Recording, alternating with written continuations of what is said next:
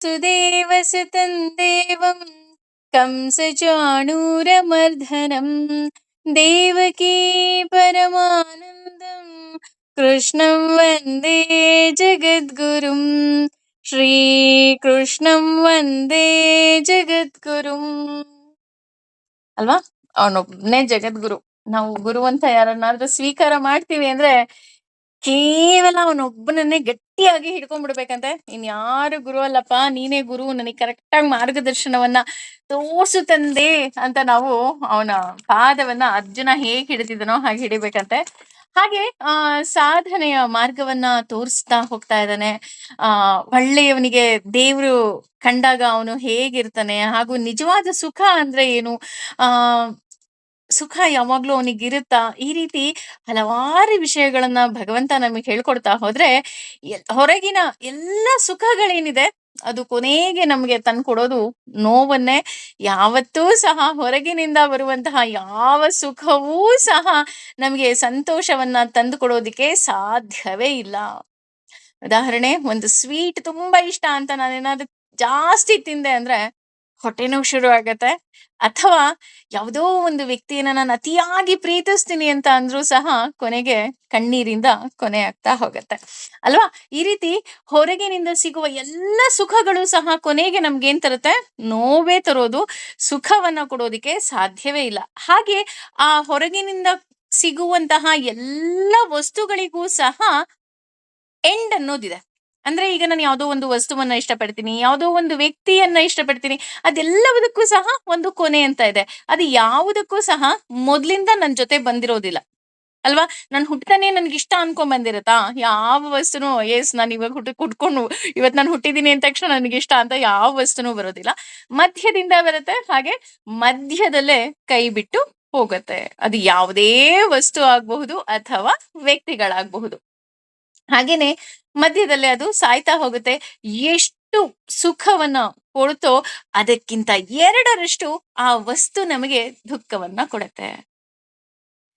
ಇದಕ್ಕೆ best example ಅಂದ್ರೆ, ನಾವು ಎಲ್ಲರಿಗಿಂತ ಜಾಸ್ತಿ ತಾಯಿಯನ್ನ ಹಚ್ಕೊಂತೀವಿ, ತಾಯಿಯನ್ನ ಪ್ರೀತಿಸ್ತೀವಿ.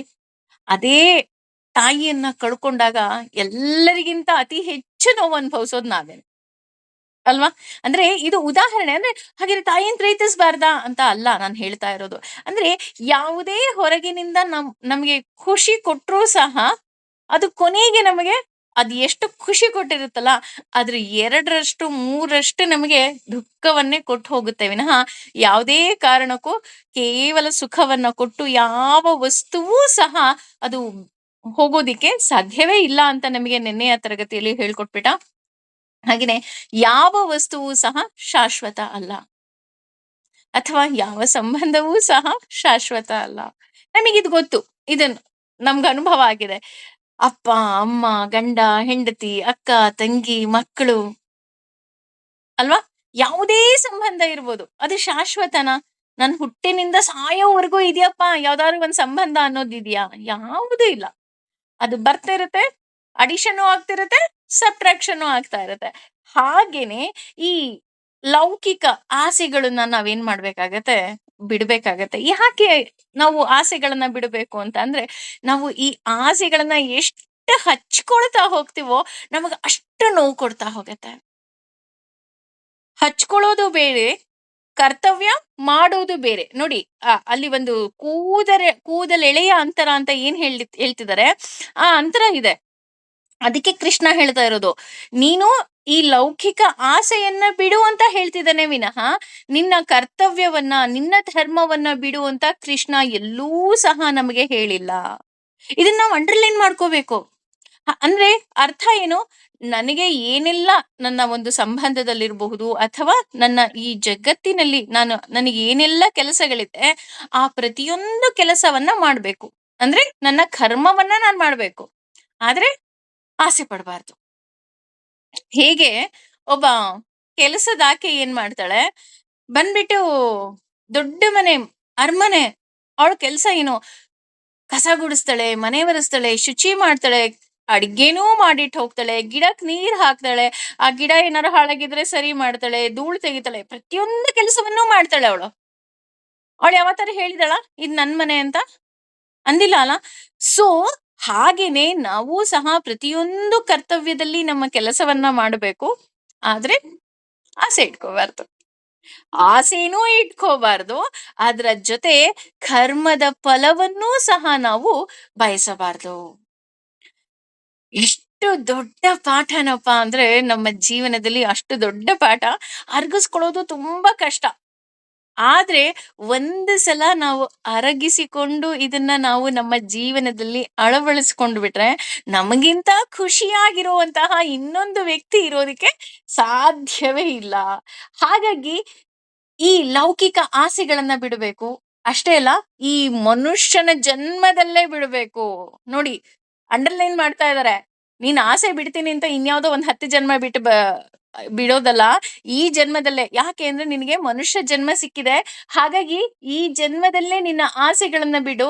ಇದರಿಂದ ನೀನು ದೇವರನ್ನ ಕಾಣೋದಿಕ್ಕೆ ಸಾಧ್ಯ. ನಿನ್ನ ದೇವ್ರನ್ನ ಕಾಣ್ಬೇಕಾ? ಈ ಎಲ್ಲ ಕರ್ತವ್ಯಗಳನ್ನ ನೀನ್ ಮಾಡ್ಬೇಕು. ಹಾಗೆ ಭಗವಂತನಲ್ಲಿ ಮನಸ್ಸಿಡಲು ಸಾಧ್ಯ. ಹೇಳ್ತಾ ಹೋಗ್ತಾರೆ. ದಾಸರು ಎಷ್ಟು ಚೆನ್ನಾಗಿ ಹೇಳ್ತಾರಪ್ಪ ಅಂದ್ರೆ, ಒಂದು ನಾಗರ ತನ್ನ ಹ್ಮ್ ಎದುರಿನ ವ್ಯಕ್ತಿಯ ಆ ಪುಂಗಿನಾದಕ್ಕೆ ತಲೆ ಅಲ್ಲಾಡಿಸ್ತಾ ಇರತ್ತಂತೆ. ಆ ನಾಗರ ತಲೆ ಅಲ್ಲಾಡಿಸ್ತಾ ಇರುತ್ತಲ್ಲ, ಆಗ ನಾನು ಅದ್ರ ಮೇಲೆ ಸಾಸಿವೆ ಕಾಳಿಟ್ರೆ ಅದು ಎಷ್ಟೊತ್ತವರೆಗೂ ಅದರ ತಲೆ ಮೇಲಿರುತ್ತೋ ಅಷ್ಟು ಹೊತ್ತು ನನಗೇನಾದ್ರೂ ದೇವರ ಮೇಲೆ ನನ್ನ ಮನಸ್ಸಿಟ್ಬಿಟ್ರೆ ಸಾಕಂತೆ, ನನಗೆ ಮೋಕ್ಷ ಪ್ರಾಪ್ತಿ ಅಂತೆ. ನೋಡಿ, ಹಾವು ಹೆಂಗೆ ಹೆಡೆ ಅಲ್ಲಾಡ್ಸುತ್ತೆ ಅಂತ ಗೊತ್ತಲ್ವಾ ನಮ್ಮೆಲ್ರಿಗೂ? ಅಲ್ಲಿ ಸಾಸಿವೆ ಕಾಳು ಎಷ್ಟೊತ್ತು ನಿಲ್ಲುತ್ತೆ ರೀ? 1 ಸೆಕೆಂಡ್, ಅರ್ಧ ಸೆಕೆಂಡ್ ಅಲ್ವಾ? ಅಷ್ಟೇ ಅಷ್ಟು ಸಮಯ ನಾವೇನಾದ್ರೂ ದೇವರ ಮೇಲೆ ನಿಜವಾಗ್ಲೂ ಮನಸ್ಸಿಟ್ಬಿಟ್ರೆ ಸಾಕಂತೆ, ನಮ್ಗೆ ಮೋಕ್ಷ ಪ್ರಾಪ್ತಿ ಅಂತೆ. ಅಂದ್ರೆ ಅದ್ರ ಅರ್ಥ, ಹುಚ್ಚು ಮಾನವ, ನಾನು ನೋಡೋದಿಕ್ಕೆ ಮಾತ್ರ ಮಂಗನ ತರ ಇದ್ದರೂ ಸಹ ನಾನು ನನ್ನ ಯಜಮಾನನಾದ ರಾಮನ ಮೇಲೆ ನಾನು ಅಷ್ಟು ನಂಬಿಕೆ ಇಟ್ಕೊಂಡಿದ್ದೀನಿ. ಆದ್ರೆ ನೀನು ಮನುಷ್ಯನಾಗಿ ಹುಟ್ಟಿದ್ರೂ ಸಹ ನಿನ್ನ ಮನಸ್ಸು ಮಂಗನ ಹಾಗಿದೆ ಅಂತ ನಮಗೆ ಹನುಮಂತ ಹೇಳ್ಕೊಡ್ತಾ ಇದ್ದಾನೆ ಪಾಠ. ನೋಡಿ, ಜೀವನ ಅನ್ನೋದು ನಾವ್ ಅನ್ಕೊಂಡ ಹಾಗೆ ಇಲ್ವೇ ಇಲ್ಲ. ಅದಕ್ಕೆ ಇನ್ನೂ ಹೇಳ್ತಾ ಹೋಗ್ತಾನೆ ಭಗವಂತ, ದೇವರನ್ನ ಒಳಗಿನಿಂದ ಕಂಡವರು ಹೇಗಿರ್ತಾರಪ್ಪ, ಒಳಗೆ ಅವನನ್ನ ಹೇಗೆ ಒಳಗಡೆ ಕಾಣೋದು? ನೀವೆಲ್ಲ ಹೇಳ್ತಾ ಇದ್ದೀರಾ ದೇವ್ರನ್ನ ಒಳಗಿಂದ ಕಾಣ್ಬೇಕು, ದೇವ್ರು ಮನಸ್ಸಲ್ಲಿ ಇಟ್ಕೋಬೇಕು, ಈ ರೀತಿ ಎಲ್ಲ ಹೇಳ್ತಾ ಇದೀರಲ್ಲ, ಇದು ಹೇಗೆ ಸಾಧ್ಯ ಅನ್ನೋದಕ್ಕೆ ವಿವರಣೆಯನ್ನ 24ನೇ ಶ್ಲೋಕದಲ್ಲಿ ಭಗವಂತ ಕೊಡ್ತಾ ಇದ್ದಾನೆ. ಅವನ ವಿವರಣೆ ಏನಿದೆ ಅದು ನಾವ್ ಎಷ್ಟು ಅರಗಿಸ್ಕೊಂಡ್ರೂ ನಮ್ಗೆ ಸಾಲ್ತಾ ಇಲ್ಲ ಅಂತ ಅಂದ್ರೆ ಖಂಡಿತವಾಗ್ಲೂ ತಪ್ಪಾಗೋದಿಲ್ಲ. ನೀವೆಲ್ಲ ಎಷ್ಟು ಈ ಭಗವದ್ಗೀತೆಯನ್ನ ಎಂಜಾಯ್ ಮಾಡ್ತಾ ಇದ್ರೋ ಗೊತ್ತಿಲ್ಲ. ಆದ್ರೆ ಇದನ್ನ ಹೇಳ್ಬೇಕಾದ್ರೆ ನಾನಂತೂ 100ಕ್ಕೆ 100ರಷ್ಟು ಎಂಜಾಯ್ ಮಾಡ್ತಾ ಇದ್ದೀನಿ ಅಂದ್ರೆ ಖಂಡಿತವಾಗ್ಲೂ ತಪ್ಪಾಗೋದಿಲ್ಲ. ಯಹ ಅಂದ್ರೆ ಯಾರು, ಅಂತಃ ಸುಖಃ ಅಂತ ಅಂದ್ರೆ ಅಂತರಂಗದಲ್ಲಿರೋ ಸುಖವನ್ನ, ಅಂಥ ಆರಾಮಃ ಕ್ರಿಯಾಶೀಲನಾಗಿ ಅಂತರಂಗದಲ್ಲಿ ಆನಂದಿಸುವವನು, ತಥಾ ಹಾಗೆಯೇ, ಅಂಥ ಜ್ಯೋತಿಹಿ ಅಂತರಂಗದಲ್ಲಿ ಗುರುತಿಸಲ್ಪಡುವಂತಹ ದೀಪ ಅಥವಾ ಬೆಳಕು, ಏವ ಖಂಡಿತವಾಗಿಯೂ, ಯಹ ಯಾರು, ಸಹ ಆ ಯೋಗಿ ಅಂತ ಅಂದ್ರೆ ಯೋಗಿಯು, ಬ್ರಹ್ಮ ನಿರ್ವಾಣಂ ಅಂದ್ರೆ ಪರಬ್ರಹ್ಮನಲ್ಲಿ ಮೋಕ್ಷವನ್ನ, ಬ್ರಹ್ಮಭೂತಃ ಆತ್ಮ ಸಾಕ್ಷಾತ್ಕಾರ ಹೊಂದಿ ಅಧಿಗಚ್ಚತಿ ಪಡೆಯುತ್ತಾನೆ. ಇದರ ಅರ್ಥ ಸ್ವಲ್ಪ ಸುದೀರ್ಘವಾಗಿ ಇದೆ ಅಂತ ಅಂದ್ರೆ ಖಂಡಿತವಾಗ್ಲೂ ತಪ್ಪಾಗೋದಿಲ್ಲ. ಇಲ್ಲಿ ಭಗವಂತ ಹೇಳ್ತಾ ಇದ್ದಾನೆ, ನೋಡು ಅರ್ಜುನ, ಯಾರು ಒಳಗಿನಿಂದ ಸುಖವನ್ನ ಅನುಭವಿಸುತ್ತಾ ಇರುತ್ತಾನೋ ಅಂದ್ರೆ ಸುಖ ಅಂತ ಇಲ್ಲಿ ಏನ್ ಬರ್ತಾ ಇದೆ, ಈ ಸುಖವನ್ನ ಯಾರು ಅನುಭವಿಸ್ತಾರೋ ಸುಖ ಅವನನ್ನ ಒಳಗಿನಿಂದ ಇರುವಂತೆ ಆಗುತ್ತದೆ. ಅಂದ್ರೆ ಅವನು ಯಾವುದೋ ಒಂದು ಹೊರಗಿನ ವಸ್ತುವಿನಲ್ಲಿ ಆ ಸುಖವನ್ನ ಹುಡುಕೋದೇ ಇಲ್ಲ. ಅವನು ಅವನ ಮನಸ್ಸಿನಲ್ಲೇ ಸುಖವನ್ನ ಇಟ್ಕೊಂಡಿರ್ತಾನೆ. ಈಗ ನಾವು ಹೇಗೆ ನಮ್ಮ ಹತ್ರ ₹10 ಇದ್ದು ಯಾರಾರು ಬಂದು ಅಯ್ಯೋ ಒಂದ್ ₹5 ಕೊಡ್ರಿ ಅಂದ್ರೆ, ಅಯ್ಯೋ ನನ್ನ ಹತ್ರ ₹10 ಸುಮ್ನೆ ಇಟ್ಕೊಂಡಿದೀನಿ ತಗೊಳ್ರಿ ನೀವು ₹5 ಎಂಜಾಯ್ ಮಾಡ್ರಿ ಅಂತ ಹೇಗ್ ಕೊಡ್ತೀವಿ, ಹಾಗೇನೆ ಅವನು ಆನಂದವನ್ನ ಹೊಂದಿರ್ತಾನೆ. ಭಗವಂತನು ಅಷ್ಟೇ ಜ್ಞಾನಾನಂದದ ಕಡಲಾಗಿದ್ದಾನೆ. ಹಾಗಾಗಿ ನಾವು ಭಗವಂತನ ಹತ್ರ ಹೋಗಿ ನನಗೆ ಸಂತೋಷ ಕೊಡು ಅಂದ್ರೆ ಅವನೇನ್ ಮಾಡ್ತಾನೆ, ಕ್ಷಣ ಮಾತ್ರದಲ್ಲಿ ನಮಗೆ ಕೊಟ್ಬಿಡ್ತಾನೆ. ಯಾಕೆ ಅಂದ್ರೆ ಅವನು ಆನಂದದ ಸಾಗರ ಅಲ್ವಾ? ನಾವು ಸಮುದ್ರದ ಹತ್ರ ಹೋಗ್ ನಿಂತ್ಕೊಂಡು, ಅಯ್ಯೋ ಒಂದ್ ಕೊಡ ನೀರ್ ತಗೊಳ್ಲಾ ಅಂತ ನಾವೇನಾದ್ರು ಅಂದ್ರೆ ಸಮುದ್ರ ಏನಾದ್ರು ಬೇಜಾರ್ ಮಾಡ್ಕೊಳತ್ತಾ? ಇಲ್ಲ ಅಲ್ವಾ? ಹಾಗೇನೆ ಭಗವಂತ ಆನಂದದ ಕಡಲು. ಆದ್ರೆ ನಮಗೆ ಅದ್ರಲ್ಲಿ ಒಂದು ಕೊಡ ನೀರೇನಿದೆ ಅದೂ ಸಹ ನಮಗೆ ಹೆಚ್ಚು. ಹಾಗಾಗಿ ಇಲ್ಲಿ ಸುಖವನ್ನ ಸುಖ ಅನ್ನೋದು ಒಳಗಿನಿಂದ ಇರೋದು. ಅದು ಒಳಗಿನಿಂದ ನಮಗೆ ಬರ್ತಾ ಹೋಗತ್ತೆ. ಹಾಗೇನೆ ಆದ್ರೆ ನಾವು ಅದನ್ನ ಹೊರಗಿನಿಂದಲೇ ನಾವೇನ್ ಮಾಡ್ತಾ ಹೋಗ್ತೀವಿ, ಬಯಸ್ತಾ ಹೋಗ್ತೀವಿ. ಅಲ್ವಾ? ನಾವು ಮನುಷ್ಯರು ಮಾಡೋದೇ ಹಾಗೆ. ಇವತ್ತು ಎಸ್ಪೆಷಲಿ ಹೆಣ್ಮಕ್ಳು ಆಸೆ ಅಂತ ಅಂದ್ರೆ ನಮ್ಮೆಲ್ರಿಗೂ ಗೊತ್ತು. ತವ್ರ್ ಮನೆ ಚೆನ್ನಾಗಿರ್ಬೇಕು, ಗಂಡನ್ ಮನೆ ಚೆನ್ನಾಗಿರ್ಬೇಕು, ಗಂಡ ಚೆನ್ನಾಗಿರ್ಬೇಕು, ಮಕ್ಳು ಚೆನ್ನಾಗಿರ್ಬೇಕು. ನೀವ್ ಚೆನ್ನಾಗಿದ್ದೀರೇನ್ರಿ ಅಂದ್ರೆ, ಅವ್ರು ಹ್ಞೂ ಅಂತ ಅಂದ್ರುನು ಕೊನೆಗೆ ಹೇಳ್ತಾರೆ, ಅಯ್ಯೋ ನನ್ ಮಗಂಗೊಂದ್ ಕೆಲ್ಸ ಆಗ್ಬಿಡ್ಬೇಕು ಕಣ್ರೀ. ಅಯ್ಯೋ ನನ್ ತಮ್ಮ ಏನೋ ಒಂದು ಪಾಪ ಹುಷಾರಿಲ್ಲ, ಅವ್ನ್ ಸರಿ ಹೋಗ್ಬೇಕು ಕಣ್ರೀ. ಅಮ್ಮಂಗ್ ಹುಷಾರಿಲ್ಲ, ಅಮ್ಮಂಗ್ ಹಾಸ್ಪಿಟ್ಲಿಗ್ ಕರ್ಕೊಂಡ್ ಹೋಗ್ಬೇಕು. ಅಂದ್ರೆ ನಾವು ನಮ್ಮ ಸುಖವನ್ನ ಏನ್ ಮಾಡ್ತಾ ಇದೀವಿ, ಬೇರೆಯವ್ರ ಮೇಲೆ ಹೊರಿಸ್ತಾ ಇದೀವಿ ಮತ್ತು ನಾವು ಪೋಸ್ಟ್‌ಪೋನ್ ಮಾಡ್ತಾ ಇದೀವಿ. ಅಲ್ವಾ? ಇದಾಗೋಗ್ಬಿಟ್ರೆ ನಾನ್ ಖುಷಿಯಾಗೋಗ್ತೀನಿ, ಅದಾಗೋಗ್ಬಿಟ್ರೆ ಖುಷಿಯಾಗೋಗ್ತೀನಿ. ಅದಕ್ಕೆ ಇಲ್ಲಿ ತುಂಬಾ ಚೆನ್ನಾಗಿ ಎಷ್ಟ್ ಚೆನ್ನಾಗಿ ಉದಾಹರಣೆ ಕೊಡ್ತಾರೆ ಅಂತ ಅಂದ್ರೆ, ನಾವು ಸಪೋಸ್ ರಾಮೇಶ್ವರಕ್ ಹೋದ್ನಪ್ಪ. ನಮ್ಮೆಲ್ರಿಗೂ ಗೊತ್ತು ರಾಮೇಶ್ವರಕ್ ಹೋದ್ರೆ ಅಲ್ಲಿ ಸಾಗರದಲ್ಲಿ ಸ್ನಾನ ಮಾಡಿ ಆಮೇಲೆ ದೇವಸ್ಥಾನಕ್ಕೆ ಹೋಗೋ ಪದ್ಧತಿ ಇದೆ. ಈಗ ನೀವು ರಾಮೇಶ್ವರ ಸಾಗರಕ್ಕೆ ಹೋದಾಗ ಅಥವಾ ಸಮುದ್ರಕ್ಕೆ ಹೋದಾಗ ನಿಮಗ್ ಸ್ನಾನ ಮಾಡಕ್ಕೆ ಅಂತಾನೆ ಬೇರೆ ಅಲೆ ಬರುತ್ತಾ? ಇಲ್ಲ ಅಲ್ವಾ? ಅಥವಾ ಆಟ ಆಡಕ್ಕೆ ಅಂತ ಬೇರೆ ಅಲೆ ಬರುತ್ತಾ? ಇಲ್ಲ.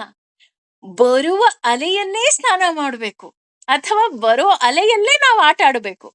ಹಾಗೇನೆ ಈ ಜೀವನದಲ್ಲೂ ಅಷ್ಟೇ ನಾವು ಸಂತೋಷವಾಗಿರೋದಕ್ಕೆ ಅಂತಾನೆ ದಿನಗಳು ಬರೋದಿಲ್ಲ. ಅಥವಾ ಆನಂದವಾಗಿ ಇರೋದಕ್ಕೆ ಅಂತಾನೆ ದಿನಗಳು ಬರೋದಿಲ್ಲ. ಇದೆಲ್ಲ ಮುಗಿದ್ ಬಿಟ್ರೆ ನಾನ್ ಖುಷಿಯಾಗಿರ್ತೀನಪ್ಪಾ, ಇದು ಮುಗ್ದೋದ್ರೆ ನಾನ್ ಸಂತೋಷವಾಗಿರ್ತೀನಿ.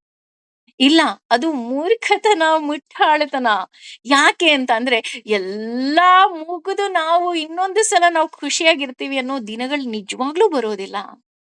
ಇದಕ್ಕೆ ಇನ್ನೂ ಒಂದು ಬೆಸ್ಟ್ ಎಕ್ಸಾಂಪಲ್ ಕೊಡ್ಬೇಕು ಅಂತ ಅಂದ್ರೆ, ಒಬ್ಬ ಅಮ್ಮ ಕೂತಿರ್ತಾಳೆ. ಆಗ ರಾತ್ರಿ ಕೆಲ್ಸದಿಂದ ಬಂದಂತಹ ಮಗ ಏನ್ ಮಾಡ್ತಾನೆ, ತುಂಬಾ ಬೇಜಾರಾಗ್ಬಿಟ್ಟು, "ಅಮ್ಮ ನಾನು ಖುಷಿಯಾಗಿರ್ಬೇಕು, ಆನಂದವಾಗಿರ್ಬೇಕು. ಇದಕ್ಕೇನಾದ್ರೂ ಒಂದು ಮಾರ್ಗವನ್ನ ಹೇಳ್ತೀಯಾ? ನನ್ನತ್ರ ಇರೋ ಎಲ್ಲಾ ಸಮಸ್ಯೆಗಳು ಬಗೆಹರಿದ್ಬಿಟ್ಟು ನಾನ್ ಖುಷಿಯಾಗಿರ್ಬೇಕು" ಅಂತ ಹೇಳ್ತಾನೆ.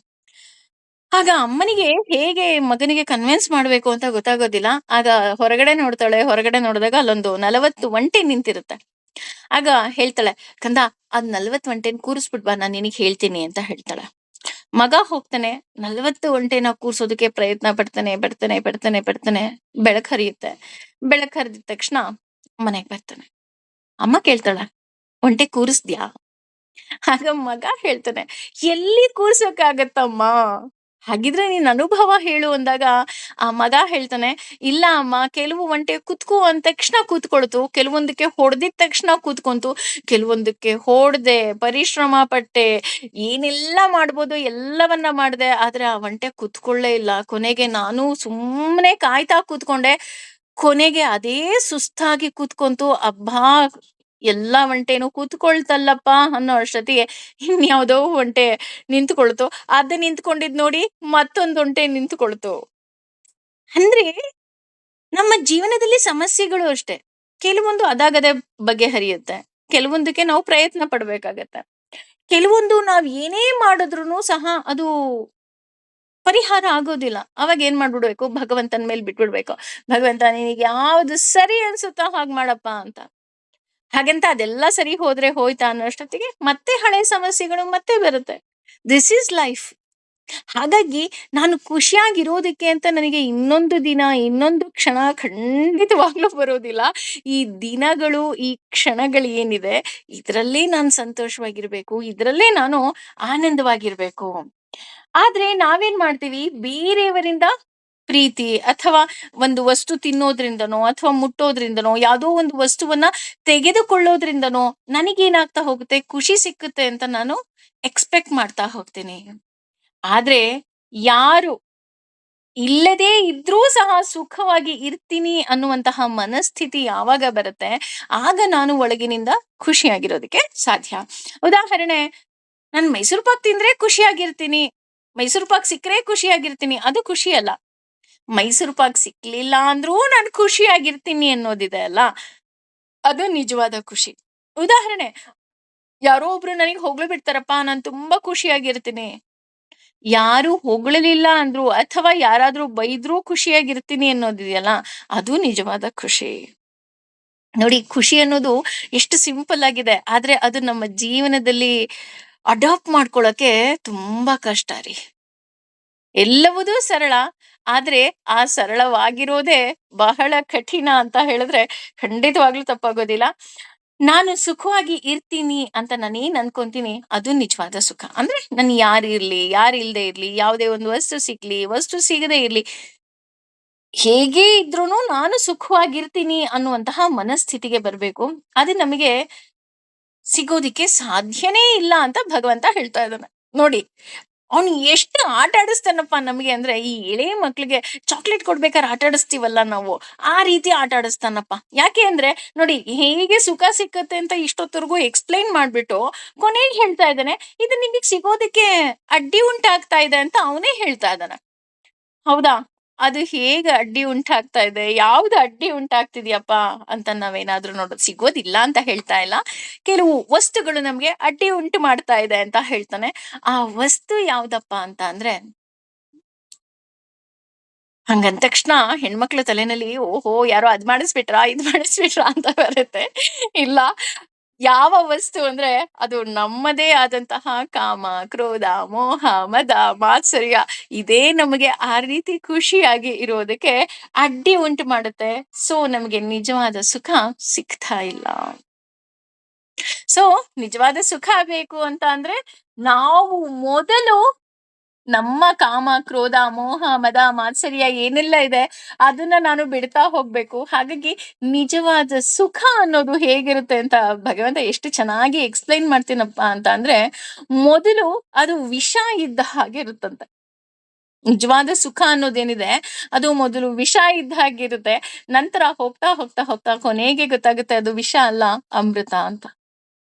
ಉದಾಹರಣೆ, ಒಬ್ಬ ವಿದ್ಯಾರ್ಥಿ ಸ್ಕೂಲ್ ಶುರು ಆದಾಗ ನಾವು ಹೇಳ್ತಾ ಇರ್ತೀವಿ, ಓದು ಓದು, ಹೊಡೆದು ಬಿಡ್ತೀನಿ ನೋಡು, ಓದು ಓದು ಓದು ಓದು ಓದು ಅಂತ ಅಪ್ಪ ಅಮ್ಮ ಹೇಳ್ತಾನೆ ಇರ್ತಾರೆ, ಗುರುಗಳು ಹೇಳ್ತಾ ಇರ್ತಾರೆ. ಆದ್ರೆ ಆ ಹುಡ್ಗಂಗ್ ಅನ್ಸುತ್ತೆ, ಅಯ್ಯೋ ನಮ್ಮ ಅಪ್ಪ ಅಮ್ಮ ನನಗೆ ಎಷ್ಟು ಕಷ್ಟ ಕೊಡ್ತಾರಪ್ಪ, ಇವ್ರು ಯಾಕೆ ಹಿಂಗ್ ನನಗ್ ಕಾಡಿಸ್ತಾರೆ ಅಂತ ಆ ಹುಡ್ಗಂಗ್ ಹಿಂಸೆ ಅನ್ಸುತ್ತೆ. ಆದ್ರೆ ರಿಸಲ್ಟ್ ಬಂದಾಗ ಆ ಹುಡ್ಗಂಗೆ ಗೊತ್ತಾಗತ್ತೆ, ಅಯ್ಯೋ ನಮ್ಮ ಅಪ್ಪ ಅಮ್ಮ ಎಷ್ಟು ಒಳ್ಳೆಯವರಪ್ಪ, ಅವ್ರು ಓದು ಅಂತ ಹೇಳಿದ್ದಕ್ಕೆ, ಅವ್ರು ಪನಿಷ್ಮೆಂಟ್ ಕೊಟ್ಟಿದ್ದಕ್ಕೆ ಇವತ್ತು ನನಗೆ ಇಷ್ಟು ಒಳ್ಳೆ ಮಾರ್ಕ್ಸ್ ಬಂತು ಅಂತ ಆ ಹುಡ್ಗ ಖುಷಿಯಾಗಿರ್ತಾನೆ ಅಲ್ವಾ? ಹಾಗೇನೆ ಭಗವಂತನು ಅಷ್ಟೇ. ಈಗ ನಮಗೇನು ಒಳಗಿನಿಂದ ಸುಖ ಅಂತ ಇದೆ, ಇದು ನಮಗ್ ತುಂಬಾ ಕಷ್ಟ, ವಿಷ ಇದ್ದ ಹಾಗೆ. ಆದ್ರೆ ಕೊನೆಗೆ ಗೊತ್ತಾಗುತ್ತೆ ಇದು ನಿಜವಾದ ಅಮೃತ ಅಂತ. ಯಾಕೆ ಅಂದ್ರೆ ಟೈಮ್ ಬೀಯಿಂಗ್ ಆದ್ಮೇಲೆ ನಮ್ಮ ಜೀವನದಲ್ಲಿ ಎಷ್ಟು ಸರಪಣಿಗಳು ಸೇರ್ತಾ ಹೋಗುತ್ತೋ ಅಷ್ಟೇ ನಮ್ಮ ಹಿಂದಿರುವ ಕೊಂಡಿಗಳು ಕಳಚ್ತಾ ಹೋಗತ್ತೆ ಅಲ್ವಾ? ಅಂದ್ರೆ ಇದ್ರ ಅರ್ಥ ಆಯ್ತು ಅಂತ ಅನ್ಕೊಂತೀನಿ. ಸಾಕಷ್ಟು ಸಂಬಂಧಗಳು ಸೇರ್ತಾ ಹೋದ್ರೆ ಸಾಕಷ್ಟು ಸಂಬಂಧಗಳು ಏನ್ ಮಾಡ್ತಾ ಹೋಗತ್ತೆ, ನಮ್ಮಿಂದ ಬಿಡುಗಡೆಯನ್ನ ಹೊಂದ್ತಾ ಹೋಗತ್ತೆ. ಇದರ ಪರಿಣಾಮ ಏನಾಗತ್ತೆ ಅಂದ್ರೆ, ಪರಿಣಾಮ ನಿಜವಾಗಿ ಏನ್ ಬೇಕು ಅಂತ ಅಂದ್ರೆ, ದೇವರನ್ನ ಕಂಡವನು ಹೇಗಿರ್ತಾನೆ ಅನ್ನೋದಕ್ಕೆ ಹೇಳ್ತಾ ಇದ್ದಾನೆ, ಅಂಥ ಸುಖ. ಅಂದ್ರೆ ಅವನಿಗೆ ಕೋಪ ಅನ್ನೋದೇ ಇರೋದಿಲ್ವಂತೆ. ದೇವರನ್ನ ಯಾರು ನಿಜವಾಗ್ಲೂ ಕಂಡಿರ್ತಾನೆ ಅವನಿಗೆ ಕೋಪ ಅನ್ನೋದೇ ಬರಲ್ವಂತೆ, ಕ್ರೋಧ ಬರೋದಿಲ್ವಂತೆ, ಮೋಹ ಇರೋದಿಲ್ವಂತೆ, ಮದ, ಮಾತ್ಸರ್ಯ ಯಾವುದೂ ಸಹ ಒಳಗಿನಿಂದ ಇರೋದಿಲ್ಲ. ಹೇಗೆ ಅಂತ ಅಂದ್ರೆ, ಈಗ ಫಾರ್ ಎಕ್ಸಾಂಪಲ್ ನಮ್ದೆಲ್ಲ ಈಗ ಗಂಡ ಹೆಂಡತಿ ಒಂದ್ ಮಗು ಹೀಗೆ ಇದ್ದು ಅಭ್ಯಾಸ ಆಗೋಗ್ಬಿಟ್ಟಿದೆ ಅಲ್ವಾ? ಇದ್ದಕ್ಕಿದ್ದ ಹಾಗೆ ನಿಮ್ ಮನೆಗೆ ಒಂದಷ್ಟು ಜನ ಗೆಸ್ಟ್ ಬರ್ತಾರಪ್ಪ. ಆ ಗೆಸ್ಟ್ ಗಳು ಹೇಗಪ್ಪ ಅಂತ ಅಂದ್ರೆ, ಕೊಳುಕ್ರು ಅಂದ್ರೆ ಕೊಳುಕ್ರು ಅಂತ ಅನ್ಕೊಂಡ್ಬಿಡೋಣ.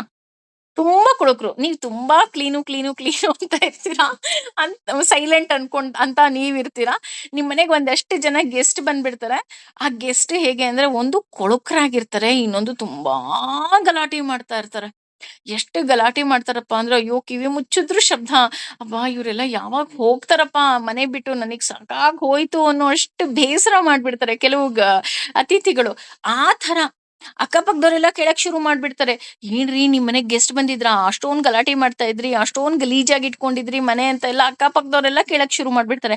ಅವ್ರು ಬಂದಂತಹ ಮಕ್ಳುಗಳು ಅಷ್ಟೇ ತುಂಬಾ ಕೂಗಾಡ್ತಿರ್ತಾರೆ. ಆ ಪಿಲ್ಲೋ ಎಲ್ಲ ಹರಿದ್ಬಿಟ್ಟು ಆ ಹತ್ತಿ ಎಲ್ಲ ಹೊರಗ್ ಹಾಕ್ತಿರ್ತಾರೆ. ನಿಮಗ್ ಹೇಗಾಗ್ತಿರುತ್ತೆ ಅಂದ್ರೆ, ಅಯ್ಯೋ ಇದ್ ನನ್ ಮನೆನ ಯಾವಾಗ ಇವ್ರೆಲ್ಲ ಬಿಟ್ಟು ಹೋಗ್ತಾರಪ್ಪ ಅಂತ ಅನ್ನಿಸ್ದಾಗ, ಒಂದಲ್ಲ ಒಂದಿನ ಅವರು ಬಿಟ್ಟು ಹೋಗ್ತಾರೆ. ಅಂದ್ರೆ ಒಂದ್ 4-5 ದಿನ ಇದ್ಬಿಟ್ಟು ಹೋಗ್ತಾರೆ. ತಕ್ಷಣ ನಿಮಗೇನ್ ಅನ್ಸುತ್ತೆ ಅಂದ್ರೆ, ಆ ಮನೆ ಗಲೀಜಾಗಿದ್ರುನು ಫಸ್ಟ್ ಕೂತ್ಕೊಂಡು, ಅಬ್ಬಾ! ಇದ್ ನನ್ ಮನೆನಾ? ಎಷ್ಟು ಸೈಲೆಂಟ್ ಆಗಿದೆ ರೀ. ಅವ್ರೆಲ್ಲ ಇದ್ದಾಗ ಎಷ್ಟು ಗಲಾಟೆ ಇತ್ತು. ಏನ್ ತರ್ಲೆ ಮಾಡ್ತಿದ್ವು ಆ ಮಕ್ಳು. ಪಾಪ ನಮ್ ಮನೇಲಿರೋ ಟಾಮಿನೂ ಚೆನ್ನಾಗಿ ಹಿಂಡ್ ಹಾಕ್ಬಿಟ್ರು ಅಂತ ನಾವು ಹೇಗೆ ಫಸ್ಟು ರಿಲ್ಯಾಕ್ಸ್ ಆಗ್ತೀವಿ. ಅಬ್ಬಾ! ನೆಂಟ್ರು ಹೋದ್ರಾ? ಆಮೇಲೆ ಏನ್ ಮಾಡ್ತೀವಿ, ಒಂದ್ ಕಡೆಯಿಂದ ಮನೆ ಕ್ಲೀನ್ ಮಾಡ್ಕೊಂಡ್ ಬಂದು ಸಂಜೆ ಮತ್ತೆ ಕುತ್ಕೊಳ್ತೀವಿ. ಆಹಾ! ಇಷ್ಟು ಕ್ಲೀನ್ ಆಗಿರೋ ಮನೆನ್ ನಾನ್ ನೋಡೇ ಇಲ್ಲಪ್ಪ ಅಂತ ಅಂದ್ಬಿಟ್ಟು ನಮಗೆ ಮತ್ತೆ ಒಳಗಿನಿಂದ ಒಂದು ಖುಷಿ ಬರುತ್ತೆ. ಅಂದ್ರೆ ಈ ಕಾಮ, ಕ್ರೋಧ, ಮೋಹ, ಮದ, ಮಾತ್ಸರ್ಯ ಎಲ್ಲ ಗೆಸ್ಟ್‌ಗಳಿದ್ದ ಹಾಗೆ. ತುಂಬಾ ಕೊಳಕು ಮತ್ತೆ ತುಂಬಾ ಗಲಾಟೆ ಮಾಡೋ ಗೆಸ್ಟ್‌ಗಳಪ್ಪ ಇವ್ರು. ಇವ್ರು ನಮ್ ದೇಹಕ್ ಬಂದ ತಕ್ಷಣ ಏನ್ ಮಾಡ್ತಾರೆ, ಕ್ರೋಧ ಅಂದ ತಕ್ಷಣ ನಮಿಗ್ ಗೊತ್ತು. ನಾವು ಹಾರಾಡಕ್ ಶುರು ಮಾಡ್ತೀವಿ, ಕೂಗಾಡಕ್ ಶುರು ಮಾಡ್ತೀವಿ, ಕಿರ್ಚಾಡಕ್ ಶುರು ಮಾಡ್ತೀವಿ. ಅಕ್ಕಪಕ್ಕದವ್ರು ಕೇಳ್ತಾರೆ, "ಯಾಕ್ರೀ ಕೂಗಾಡ್ತಾ ಇದ್ರಿ ನೀವು?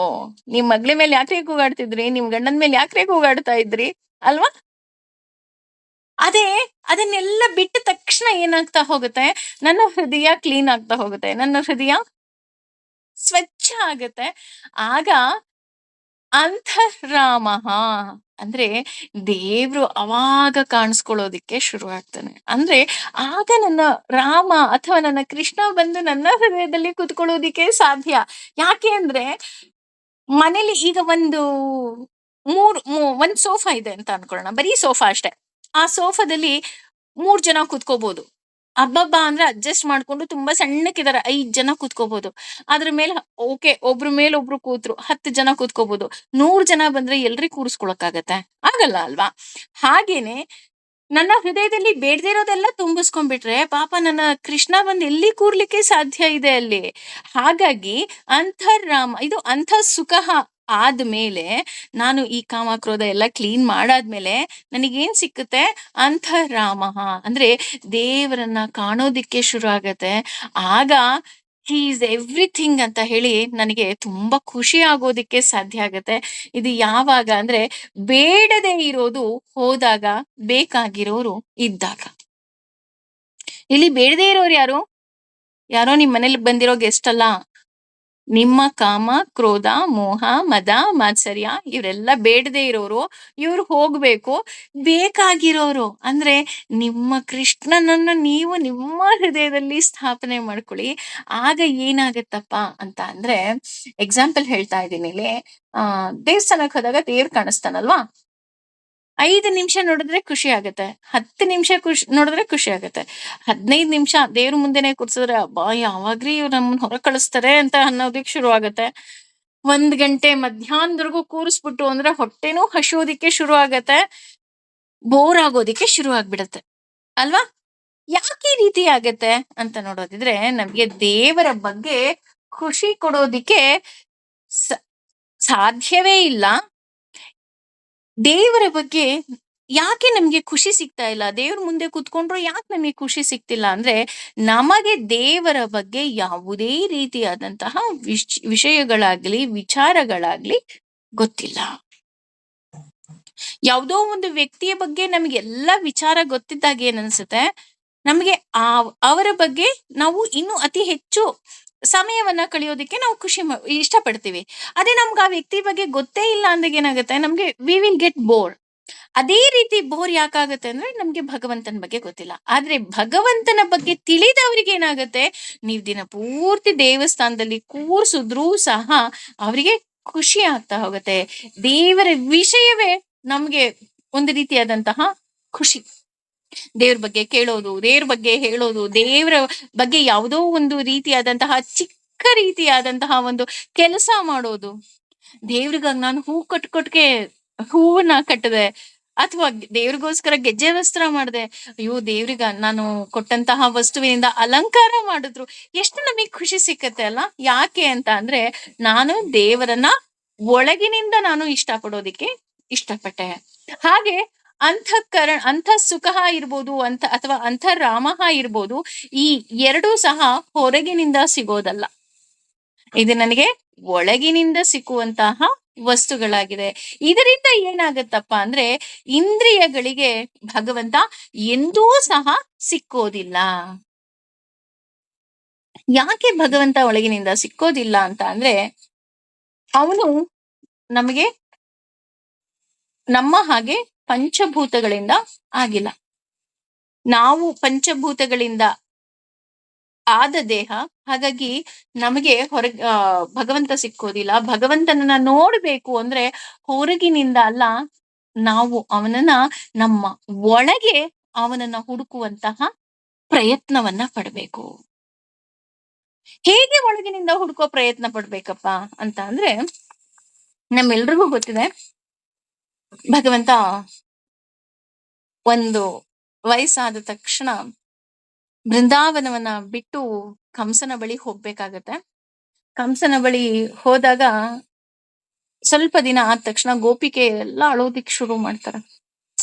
ಕೃಷ್ಣ, ನಿನ್ ಜೊತೆ ನಾವು ರಾಸಲೀಲೆ ಆಡಿಲ್ಲ. ಕೃಷ್ಣ, ನಿನ್ನ ಕೊಳಲ್ ಧ್ವನಿ ನನಗ್ ಕೇಳಿಲ್ಲ. ಕೃಷ್ಣ, ನೀನ್ ಇಲ್ದೆ ನಾವು ಹೇಗಿರ್ತೀವಿ ಅಂತ ನೀನ್ ಅನ್ಕೊಂಡೆ. ನೀನ್ ಈ ರೀತಿ ನಮ್ಮನ್ನ ಬಿಟ್ಟು ಬಂದ್ಬಿಟ್ಟಿಯಲ್ಲ, ನಿನಗಿದ ನ್ಯಾಯ ಅನ್ನಿಸ್ತಾ ಅಂತ ಎಲ್ಲ ಅಳೋದಿಕ್ಕೆ ಶುರು ಮಾಡ್ತಾರೆ. ಆಗ ಕೃಷ್ಣ ಅವ್ರಿಗೆ ಎಷ್ಟು ಒಳ್ಳೆ ಸಂದೇಶವನ್ನ ಕೊಡ್ತಾನಪ್ಪ ಅಂತ ಅಂದ್ರೆ, ನೀವು ನನ್ನನ್ನ ಹೊರಗಿನಿಂದ ನೋಡ್ತಾ ಇದ್ದೀರಾ. ಅಂದ್ರೆ ನಾನು ಈ ದೇಹ ನಿಮ್ಮ ಜೊತೆ ಇರ್ಬೇಕು ಅಂತ ನೀವ ಇಷ್ಟಪಡ್ತಾ ಇದ್ದೀರಾ. ಇಲ್ಲ, ನೀವು ನಿಮ್ಮ ಒಳಗಿರುವ ಕೃಷ್ಣನನ್ನ ಕಾಣಿ. ಆಗ ನಿಮಗೆ ಯಾವತ್ತೂ ಸಹ ನಾನು ನಿಮ್ ಜೊತೆ ಇಲ್ಲ ಅಂತ ನಿಮಗೆ ಅನ್ಸೋದೇ ಇಲ್ಲ ಅಂತ ಕೃಷ್ಣ ಹೇಳ್ತಾನಂತೆ. ಈ ಸಂದೇಶದಿಂದ ಏನಾಗತ್ತಪ್ಪ ಅಂದ್ರೆ, ಗೋಪಿಕೆಯರು ಅವರ ಒಳಗಿನಿಂದ ಕೃಷ್ಣನನ್ನ ಹುಡ್ಕೋದಿಕ್ಕೆ ಶುರು ಮಾಡ್ತಾರಂತೆ. ಆಗ ಅವ್ರು ಯಾವತ್ತೂ ಸಹ ಕೃಷ್ಣನನ್ನ ಮಿಸ್ ಮಾಡ್ಕೊಳ್ಳೋದೇ ಇಲ್ವಂತೆ.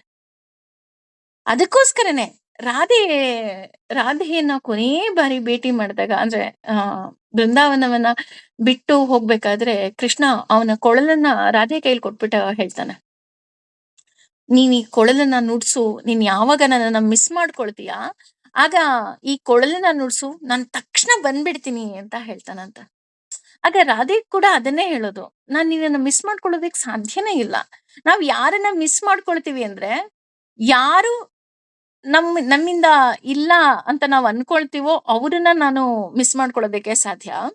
ಆದ್ರೆ ನೀನು ನನ್ನೊಳಗೆ ಸದಾ ಇರ್ತೀಯ ಅಂತ ಅಂದ್ಮೇಲೆ ನಾನು ನಿನ್ನನ್ನ ಹೊರಗಡೆ ಯಾಕೆ ಹುಡುಕ್ಲಿ ಕೃಷ್ಣ ಅಂತ ರಾಧೆ ಸಹ ಇದೇ ಮಾತನ್ನ ಹೇಳ್ತಾಳೆ. ರಾಧೆ ಯಾವತ್ತೂ ಆ ಕೊಳಲನ್ನ ನುಡ್ಸೋದೇ ಇಲ್ವಂತೆ. ನೋಡಿ, ಅದಕ್ಕೆ ಬಹುಶಃ ಅವಳ ಪ್ರೀತಿಯನ್ನ ನಾವ್ ಈಗ್ಲೂ ಸಹ ಅಷ್ಟೊಂದು ನೆನಪು ಮಾಡ್ಕೊಳ್ತೀವೋ ಏನೋ. ಅಂದ್ರೆ ಪ್ರೀತಿಸಿದ್ರೆ ರಾಧೆ ತರನೇ ಪ್ರೀತಿಸ್ಬೇಕು, ಯಾವುದೇ ರೀತಿಯಾದಂತಹ ಅಪೇಕ್ಷೆಗಳಿಲ್ಲದ ಹಾಗೆ. ಅದೇ ರೀತಿ ಗೋಪಿಕೆಯರು ಸಹ ಅಷ್ಟೇ. ಕೃಷ್ಣ ಇಲ್ಲ ಅಂದ್ರೂ ಸಹ ಅವರು ಪ್ರತಿದಿನ ರಾಸಲೀಲೆಯನ್ನ ಆಡೋರು, ಅವನ ಜೊತೆ ಸಂಗೀತವನ್ನ ಕೇಳೋರು, ಅವನ ಜೊತೆ ನೃತ್ಯವನ್ನ ಮಾಡೋರು.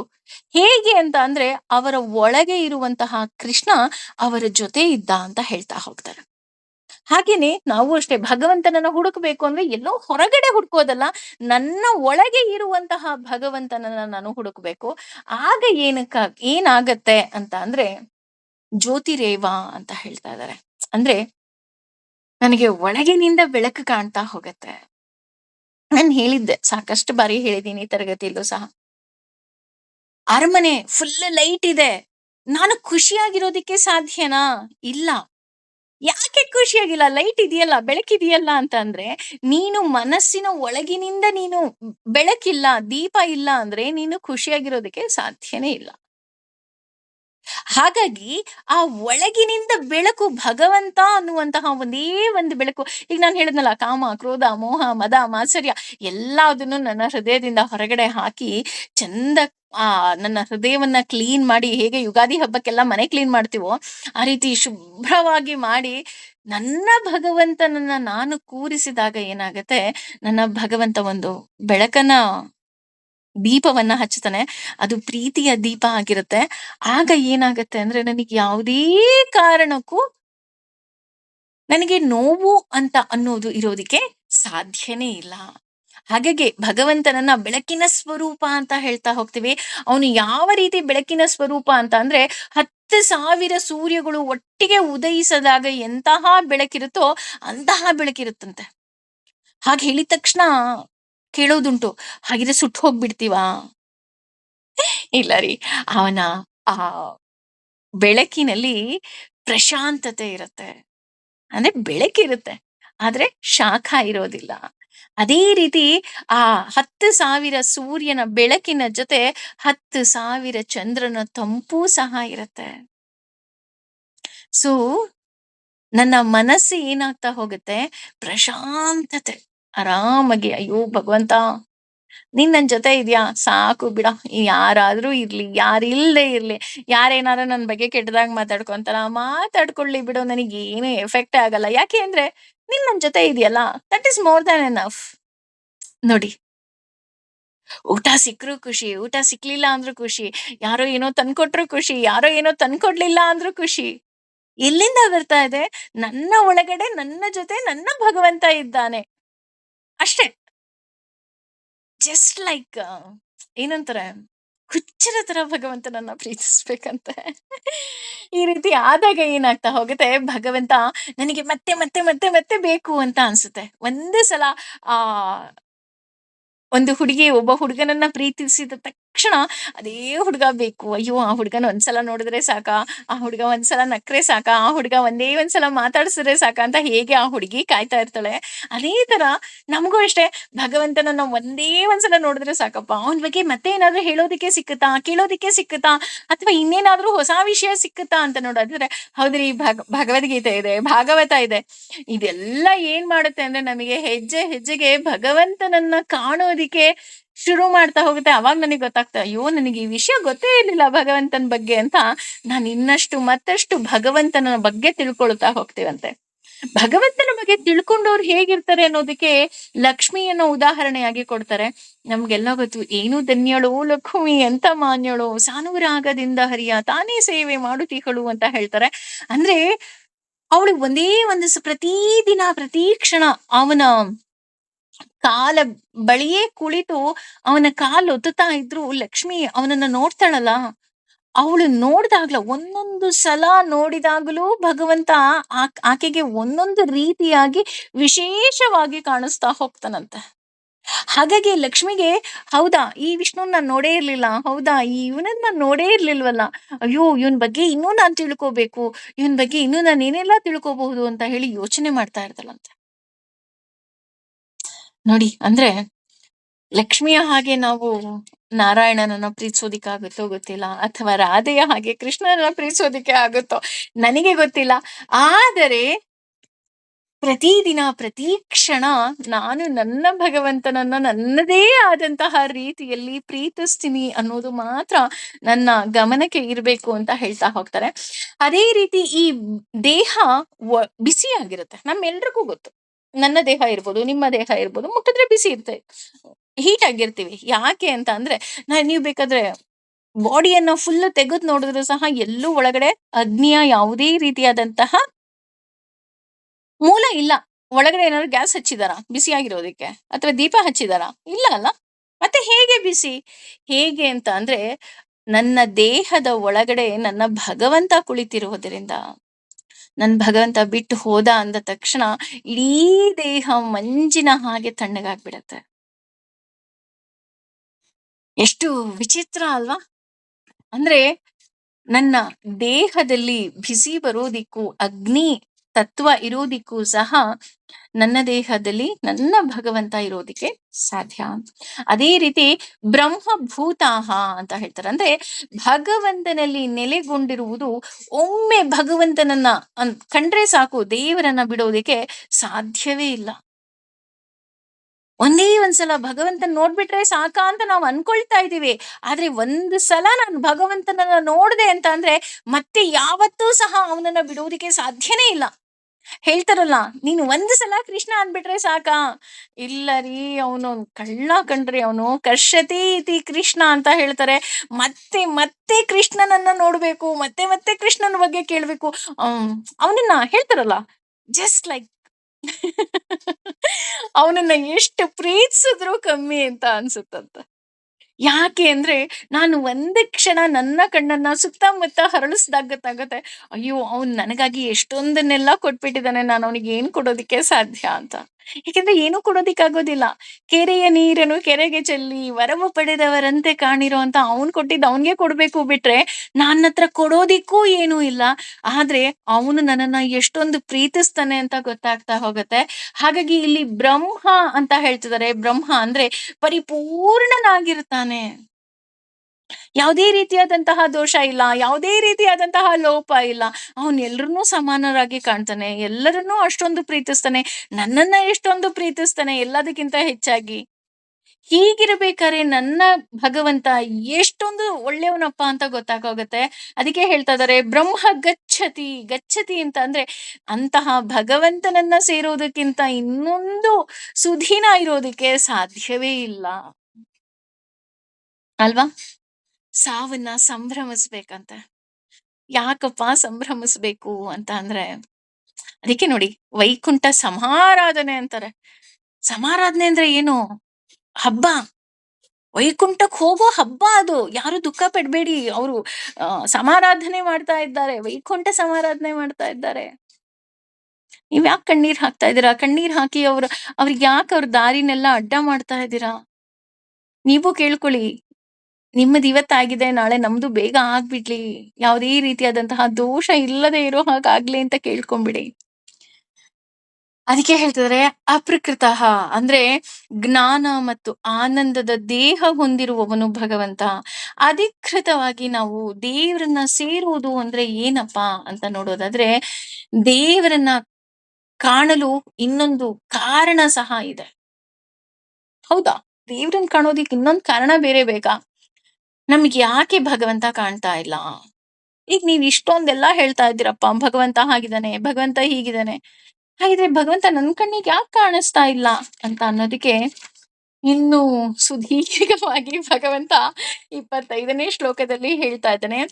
ಲಭ್ಯತೆ, ಪಡೆಯುತ್ತಾರೆ, ಬ್ರಹ್ಮ ನಿರ್ವಾಣಂ ಅಂದ್ರೆ ಪರಮೋನ್ನತವಾದ ಮೋಕ್ಷವನ್ನ, ವೃಷಯಂ ಅಂದ್ರೆ ಅಂತರಂಗದಲ್ಲಿ ಕ್ರಿಯಾಶೀಲರು, ಕ್ಷಿಣ ಕಲ್ಮಷಾಹ ಅಂದ್ರೆ ಸಕಲ ಪಾಪರಹಿತರು, ಭಿನ್ನಾಹ ಅಂದ್ರೆ ಹರಿದೆಸೆಯುಳ್ಳವರು, ದ್ವಂದ್ವ ಅಂದ್ರೆ ದ್ವಂದ್ವವನ್ನ, ಯಥ ಆತ್ಮಾನಃ ಆತ್ಮ ಸಾಕ್ಷಾತ್ಕಾರದಲ್ಲಿ ನಿರತರಾದವರು, ಸರ್ವಭೂತಾಹ ಸಕಲ ಜೀವಿಗಳ ಹಿತೆ ಕಲ್ಯಾಣ ಕಾರ್ಯದಲ್ಲಿ ರಥಾಹ ಅಂದ್ರೆ ತೊಡಗಿರುತ್ತಾರೆ. ಅಂದ್ರೆ ಮತ್ತೆ ಭಗವಂತ ಹೇಳ್ತಾ ಇದ್ದಾನೆ, ಭಗವಂತನನ್ನ ಕಾಣ್ತಾರೆ ಅಂತ ಅಂದ್ರೆ ಅವರಿಗೆ ಇಲ್ಲಿ ಹೇಳ್ತಾ ಇದ್ದಾರೆ ಕ್ಷಿಣ ಕಲ್ಮಷಾಹ. ಕ್ಷಿಣ ಕಲ್ಮಷಾಹ ಅಂದ್ರೆ ಪಾಪ ಯಾರಿಗೆಲ್ಲ ಕಮ್ಮಿ ಆಗಿದೆ ಅವರು ದೇವರನ್ನ ಕಾಣೋದಿಕ್ಕೆ ಸಾಧ್ಯ. ನಾವ್ ಹೇಳ್ತೀವಲ್ಲ, ನಾವೆಲ್ಲ ಪಾಪಿಗಳು ಕಣ್ರಿ, ಪಾಪಿನ ಸಮುದ್ರಕ್ಕೆ ಹೋದ್ರು ಮೊಣಕಾಲದ ನೀರು. ಹೌದು, ನಾವೆಲ್ಲ ಪಾಪಿಗಳೇ. ಯಾಕೆ ಅಂದ್ರೆ ನಮ್ಮ ಪಾಪಗಳು ಇನ್ನೂ ಹರಿದಿಲ್ಲ, ಅಂದ್ರೆ ಇನ್ನು ಸವಿಸ್ಬೇಕು ನಾವು ಈ ದಾರಿಯನ್ನ. ಉದಾಹರಣೆ, ಆ ಭಗವಂತನನ್ನ ಕಾಣದೇ ಇರೋರು ಅಂದ್ರೆ ಪಾಪ ಕಮ್ಮಿ ಆಗಿದೆ ಅಂತ ನಮಗೆ ಹೇಗ್ ಗೊತ್ತಾಗತ್ತೆ? ಈಗ ನನ್ಗೆ ಪಾಪ ಕಮ್ಮಿ ಆಗಿದೆಯಪ್ಪ, ನನಗೆ ಭಗವಂತ ಕಾಣೋದಿಕ್ಕೆ ಸಾಧ್ಯ ಅಂತ ಹೇಗೆ ಗೊತ್ತಾಗುತ್ತೆ ಅಂತಂದ್ರೆ, ಅಂತಹವರು ಸುಳ್ಳು ಹೇಳೋದಿಲ್ಲ, ಆರಾಮಾಗಿರೋದಿಲ್ಲ, ಅದ್ರ ಜೊತೆ ಈ ಜಗತ್ತಿನಲ್ಲಿ ಏನೂ ಬೇಡ, ಹಾಗೆ ಹೀಗೆ ಏನೂ ಹೇಳೋದಿಲ್ಲ. ಈಗಿನ ಜನ ಹೇಗಿದ್ದಾರೆ ಅಂತ ಅಂದ್ರೆ, ನಾನು ಆರಾಮಾಗಿದ್ದೀನಲ್ಲ ಇಲ್ಲಿ. ನಂಗೆ ಊಟ ಸಿಗ್ತಾ ಇದೆಯಲ್ಲ, ತಿಂಡಿ ಸಿಗ್ತಾ ಇದೆಯಲ್ಲ, ಆರಾಮಾಗಿದ್ದೀನಿ. ನಾನು ಯಾಕಿರ್ಬೇಕಿಲ್ಲಿ? ಆರಾಮಾಗಿ ನನಗೇನ್ ಭಗವಂತನ ಹತ್ರ ಹೋಗ್ಬೇಕಂತ ಅನ್ನಿಸ್ತಿಲ್ಲಪ್ಪ ಅಂತ ಅನ್ನೋರೇ ಜಾಸ್ತಿ. ಆದ್ರೆ ಪಾಪ ಮಾಡಿದರೆ ಭಗವಂತನ ಬಳಿ ಹೋಗೋದಿಕ್ಕೆ ಸಾಧ್ಯವಿಲ್ಲ. ಅಂತಹ ಅದನ್ನ ನಾನ್ ಹೇಳ್ತಾ ಇಲ್ಲ, ಋಷಿ ಮುನಿಗಳು ಹೇಳ್ತಾ ಇದ್ದಾರೆ. ಹಾಗಾಗಿ ಋಷಿ ಮುನಿಗಳೇ ಹೇಳ್ತಾ ಇದ್ದಾರೆ, ಪಾಪ ಮಾಡಬೇಡಿ. ನಾವ್ ಯಾರ ಬಗ್ಗೆನಾದ್ರೂ ಒಂದೇ ಒಂದು ಕ್ಷಣ ಏನೋ ಒಂದು ಮಾತಾಡಿದ್ವಿ ಅಂದ್ರೂ ಅದು ಸಹ ಪಾಪ ಮಾಡಿದ ಹಾಗೆ. ಅಥವಾ ಯಾರ ಬಗ್ಗೆನೋ ಒಂದು ಕೆಟ್ಟ ಆಲೋಚನೆ ಮಾಡಿದ್ವಿ ಅಂದ್ರೂ ಅದು ಪಾಪ ಮಾಡಿದ ಹಾಗೆ. ಈ ರೀತಿಯಾದಂತಹ ಕೆಲಸಗಳು ಮಾಡ್ಕೋಬೇಡಿ. ನಿಮ್ಮ ಪಾಪದ ಬುತ್ತಿಯನ್ನ ನೀವು ತುಂಬ್ಕೋಬೇಡಿ. ಅದರ ಬದಲು ಎಲ್ಲರ ಬಗ್ಗೆ ಒಳ್ಳೇದೇ ಮಾತಾಡಿ. ಸರ್ವೇ ಜನ ಸುಖಿನೋ ಭವಂತು. ಯಾಕೆ ಅಂತಂದ್ರೆ ನಿಮ್ಮ ಪುಣ್ಯದ ಚೀಲವನ್ನ ನೀವು ತುಂಬಿಕೊಳ್ತಾ ಹೋಗ್ತೀರಾ. ಯಾರು ಶಾಸ್ತ್ರದಲ್ಲಿ ಹೇಳಿದ ಹಾಗೆ ನಡೆದುಕೊಳ್ತಾರೋ ಅವರು ದೇವರನ್ನ ಸೇರೋದಿಕ್ಕೆ ಸಾಧ್ಯ. ಹೇಗೆ ಸಾಧ್ಯ? ಅದು ಕೇವಲ ಅವರ ಅನುಭವಕ್ಕೆ ಬರಬೇಕೇ ವಿನಃ ಬೇರೆಯವರು ಹೇಳೋದ್ರಿಂದ ಖಂಡಿತವಾಗ್ಲೂ ಅದು ಸಾಧ್ಯವಿಲ್ಲ. ಭಿನ್ನ ದ್ವಂದ್ವಾಹ ಅಂದ್ರೆ ನಿಜವಾಗಿ ನಾವು ಕಲ್ಮಶವನ್ನ ಕಳೆದುಕೊಂಡಾಗ ಏನಾಗುತ್ತೆ, ನಮ್ಮ ಒಳಗಿನಿಂದ ಅಜ್ಞಾನ ಕತ್ತರಿಸುತ್ತಾ ಹೋಗುತ್ತೆ. ಅಂದ್ರೆ ನನಗ್ ಗೊತ್ತಿರಲ್ಲ, ಅಜ್ಞಾನ ಅಂದ್ರೆ ಕತ್ತಲು. ಆ ಕತ್ತಲು ಏನಾಗ್ತಾ ಹೋಗುತ್ತೆ, ಕತ್ತರಿಸ್ತಾ ಹೋದ ಹಾಗೆ ಬೆಳಕು ಜಾಸ್ತಿ ಆಗ್ತಾ ಹೋಗುತ್ತೆ, ಜ್ಞಾನ ಹೆಚ್ಚಾಗ್ತಾ ಹೋಗುತ್ತೆ. ಬೆಳಕು ಹೆಚ್ಚಾಯ್ತಾ ನನಗೆಲ್ಲವುದೂ ಸಹ ಸ್ಪಷ್ಟವಾಗಿ ಕಾಣೋದಿಕ್ಕೆ ಶುರು ಆಗತ್ತೆ. ಗೊತ್ತಿಲ್ಲ ಗೊತ್ತಿಲ್ಲ ಗೊತ್ತಿಲ್ಲ ಅನ್ನೋದೇ ಅಜ್ಞಾನ. ಆದರೆ ಪಾಪದ ಸಲುವಾಗಿ ನಾವೇನಾದ್ರೂ ಇದನ್ನೇ ಗೊತ್ತಿಲ್ಲ ಅನ್ನೋದೇ ಹೆಚ್ಚಾಗ್ತಾ ಹೋದ್ರೆ ಪ್ರಾಣಿಗಳಾಗಿ ಹುಡ್ತೀವಿ ಅಂತ ಹೇಳ್ತಾ ಹೋಗ್ತಾರೆ. ಉದಾಹರಣೆ, ಹಾಗಿದ್ರೆ ಪ್ರಾಣಿಗಳಿಗೆ ಜ್ಞಾನ ಇಲ್ವಾ? ಅಯ್ಯೋ! ಪ್ರಾಣಿಗಳಿಗಿರುವಷ್ಟು ಜ್ಞಾನ ಯಾರಿಗೂ ಇಲ್ಲ ಅಲ್ವಾ? ಮನುಷ್ಯನಿಗಿದ್ಯಾ? ಇಲ್ಲಪ್ಪ. ಇಂಜಿನಿಯರು ಮನೆ ಕಟ್ಟಲ್ಲ, ಅಷ್ಟು ಸುಂದರವಾಗಿ ಪಕ್ಷಿಗಳು ಗೂಡು ಕಟ್ಟುತ್ತೆ. ಅಥವಾ ಒಂದು ಜಿಂಕೆಗೆ ಹುಟ್ಟುತ್ತಿದ್ದ ಹಾಗೆ ಗೊತ್ತಾಗುತ್ತೆ, ಹುಲಿ ನನ್ನ ಎನಿಮಿ, ಅದ್ ನನ್ನನ್ನ ತಿಂದು ಬಿಡುತ್ತೆ ಅಂತ ಗೊತ್ತಿರುತ್ತೆ ಅಲ್ವಾ? ಮೊಲಕ್ಕೆ ಗೊತ್ತು, ನಾನು ಜಿಂಕೆ ಜೊತೆ ಇರ್ಬೇಕು, ಆನೆ ಜೊತೆ ಇರ್ಬೇಕು, ಹುಲಿ, ಸಿಂಹ ಇವುಗಳ ಜೊತೆ ಇರಬಾರ್ದು ಅಂತ ಅದಕ್ಕೆ ಹುಟ್ಟುತ್ತಿದ್ದ ಹಾಗೆ ಗೊತ್ತಾಗುತ್ತೆ. ಬಾತುಕೋಳಿ ಹುಟ್ಟುತ್ತಿದ್ದ ಹಾಗೆ ಕಣ್ಣು ಬಿಟ್ಬಿಟ್ಟು ಸ್ವಿಮ್ ಮಾಡಕ್ ಹೋಗುತ್ತಂತೆ. ಅದಕ್ಕೆ ಜ್ಞಾನ ಇಲ್ಲ ಅಂತ ಹೇಳೋದಿಕ್ಕೆ ಸಾಧ್ಯನಾ? ಇಲ್ವೇ ಇಲ್ಲ. ಅದಕ್ಕೆ ಬೇಕಾದಷ್ಟು ಜ್ಞಾನ ಇದೆ.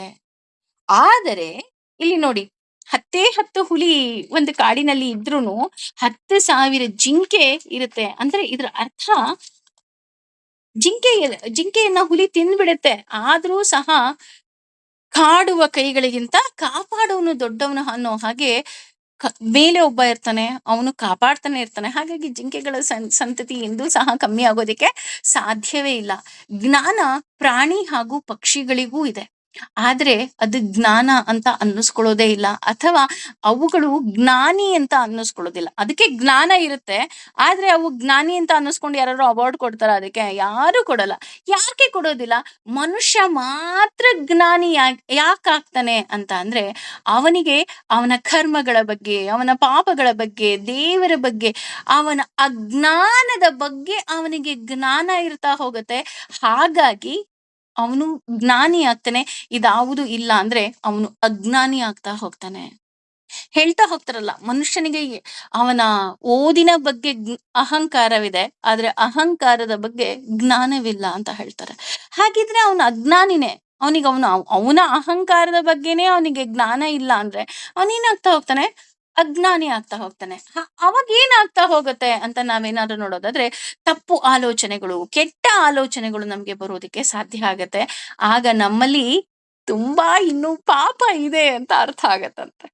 ಅಂದ್ರೆ ಯಾವಾಗ ನಾನು ಪ್ರಶಾಂತವಾಗಿ ಕುಳಿತಾಗ ಎಲ್ರಿಗೂ ಒಳ್ಳೇದಾಗ್ಲಿ, ವಾವ್ ಈ ಮನೆ ಎಷ್ಟ್ ಚೆನ್ನಾಗಿದೆ ಅಲ್ವಾ, ಭಗವಂತ ಥ್ಯಾಂಕ್ ಯು, ಅಯ್ಯೋ ಆ ಬರ್ಡ್ ಎಷ್ಟ್ ಚೆನ್ನಾಗಿದೆ, ಅದ್ರ ಬಣ್ಣ ಎಷ್ಟ್ ಚೆನ್ನಾಗಿದೆ, ಅದೆಷ್ಟ್ ಚೆನ್ನಾಗ್ ಗೂಡ್ ಕಟ್ಟತ್ತಲ್ವಾ, ಅಯ್ಯೋ ಇನ್ನೂ ಭಗವಂತ ನಮ್ಗೆ ಏನೆಲ್ಲಾ ಮಾಡಿದಾನಪ್ಪ, ಅವ್ನು ಎಷ್ಟು ಒಳ್ಳೆಯವನಲ್ವಾ, ಎಷ್ಟು ಒಳ್ಳೊಳ್ಳೆ ಆಲೋಚನೆ ಬರ್ತಾ ಇದೆ. ನಿನ್ನ ಪಾಪ ಕೂಡ ತುಂಬಿಲ್ಲ ಅಂದ್ರೆ ನೀನು ಜ್ಞಾನಿಯಾಗಿದ್ಯಾ. ಅದು ಬಿಟ್ಬಿಟ್ಟು ಸುಮ್ನೆ ಕೂತಿದ ತಕ್ಷಣ ಅವ್ರು ಎಷ್ಟ್ ಕೆಟ್ಟವ್ರಲ್ವಾ, ಅವ್ರು ನನಗೆ ಅದ್ ಮೋಸ ಮಾಡಿದ್ರಲ್ವಾ, ಇವ್ರು ಇದು ಮೋಸ ಈ ರೀತಿ ಕೆಟ್ಟ ಕೆಟ್ಟ ಆಲೋಚನೆಗಳು ಬರ್ತಾ ಇದ್ಯಾ, ಅಲ್ಲಿಗೆ ನಿನ್ನಲ್ಲಿ ಇನ್ನೂ ತುಂಬಾ ಪಾಪ ಇದೆ, ದಯವಿಟ್ಟು ನೀನ್ ಅದನ್ನೆಲ್ಲ ಕಳ್ಕೊ, ನೀನ್ ಅದನ್ನೆಲ್ಲ ಕಳ್ಕೊಂಡಾಗ ಮಾತ್ರ ಭಗವಂತನ ಹತ್ರ ಹೋಗೋದಿಕ್ಕೆ ಸಾಧ್ಯ ಅಂತ ಹೇಳಿ ಕೃಷ್ಣ ನಮಗೆ ತುಂಬಾ ಸುಲಭವಾದ ಮಾರ್ಗವನ್ನ ಹೇಳ್ತಾ ಇದ್ದಾನೆ.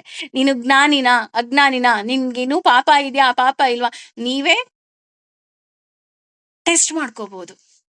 ಅದೇ ರೀತಿ ದೇವರ ಬಗ್ಗೆ ಗೊತ್ತಿಲ್ಲ ಅಥವಾ ಧರ್ಮದ ಬಗ್ಗೆ ಗೊತ್ತಿಲ್ಲ ಅಥವಾ ಧರ್ಮದ್ ನಾನ್ ಮಾಡಿದ್ದೇ ಸರಿ ಅಂತ ಅನ್ನುವಂತಹ ಸಾಕಷ್ಟು ನನ್ನ ಆಲೋಚನೆಗಳು ನನ್ನ ಪಾಪವನ್ನ ಹೆಚ್ಚೋದಿಕ್ಕೆ ಶುರು ಮಾಡ್ತಾ ಹೋಗತ್ತೆ. ಇದು ಹೇಗಾಗುತ್ತೆ ಅಂತ ಅಂದ್ರೆ, ಅಂತಹವರಿಗೆ ಭಗವದ್ಗೀತೆ ಇರ್ಬೋದು, ಭಾಗವತ ಇರ್ಬೋದು, ಪ್ರವಚನ ಇರ್ಬೋದು, ಯಾವುದನ್ನು ಕೇಳೋದಿಕ್ಕೆ ಸಾಧ್ಯ ಇಲ್ಲ. ಯಾಕೆ ಸಾಧ್ಯ ಇಲ್ಲ? ನೀನು ಪಾಪದ ಕೂಡ ತುಂಬ ಹೋಗಿದೆ, ನಿನಗೆ ಹೇಗೆ ಭಗವಂತ ಒಳ್ಳೇದು ಮಾಡೋದಿಕ್ಕೆ ಸಾಧ್ಯ? ನೀನು ತುಂಬಾ ಚಂದ ಡ್ರೆಸ್ ಅಪ್ ಮಾಡ್ಕೊಂಡು ನೀನು ಹೋಗಿ ಕೂತ್ಕೊಂಡು ಪ್ರವಚನ ಕೇಳ್ತೀನಿ ಅಂದ್ರುನು, ಅಲ್ಲಿ ಪ್ರವಚನ ಕೂರ್ತಿದ್ದ ಹಾಗೆ ನಿನಗೆ ಅರಿವಿಲ್ಲದ ಹಾಗೆ ಭಗವಂತ ನಿನ್ ಪ್ರವಚನವನ್ನ ಕೇಳ್ಬೇಡ ಅಂತ ಮಲಗಿಸ್ಬಿಡ್ತಾನಂತೆ, ನಿದ್ದೆ ಮಾಡಿಸ್ತಾನಂತೆ ಅವನಿಗೆ. ಯಾಕೆ ನಿದ್ದೆ ಮಾಡಿಸ್ತಾನೆ? ಅವನ ಪಾಪ ಇನ್ನೂ ಕಳೆದಿಲ್ಲ. ಅಥವಾ ಎಷ್ಟೊಂದ್ ಜನಕ್ಕೆ ಪಾಪ ಆಸೆ ಇರುತ್ತೆ, ನನ್ ಭಗವದ್ಗೀತೆ ಕೇಳ್ಬೇಕು, ಅಯ್ಯೋ ಪಾಪ ಅವ್ರಿಗೆ ಹೋಗ್ ಕೇಳಿದ್ರೆ ಅಯ್ಯೋ ಅಂತ ಅನ್ಸುತ್ತೆ. ಅಯ್ಯೋ ನನ್ ಕೆಲ್ಸನೇ ಮುಗ್ದಿಲ್ಲ, ನನ್ಗೆ ಇಂಟರ್ನೆಟ್ ಸಿಕ್ಕಿಲ್ಲ, ಇನ್ನೊಂದು ಮತ್ತೊಂದು ಸಾವಿರಾರು ರೀಸನ್ಸ್ ಗಳು ಹೇಳ್ತಾ ಇದಾರೆ. ಆದ್ರೆ ಅದ್ ಯಾವ್ದು ರೀಸನ್ ಅಲ್ಲ, ಅದು ನಿಮ್ಮ ಪಾಪ ಕಳೆದಿಲ್ಲ ಅನ್ನುವಂತಹ ಒಂದು ಚಿಕ್ಕ ಸೂಚನೆ ಕಂಡ್ರಿ. ನೋಡಿ, ಅಲ್ಲಿಗೆ ನಾವು ಭಗವಂತನ ಬಗ್ಗೆ ಕೇಳ್ತಾ ಇದ್ದೀವಿ ಅಂತ ಅಂದ್ರೆ ನಾವೆಲ್ಲರೂ ಪುಣ್ಯವಂತರು, ಯಾಕೆಂದ್ರೆ ನಮ್ಮ ಪಾಪಗಳು ಕಮ್ಮಿ ಆಗ್ತಾ ಇದೆ. ಆಗ ಏನಾಗ್ತಾ ಹೋಗುತ್ತೆ?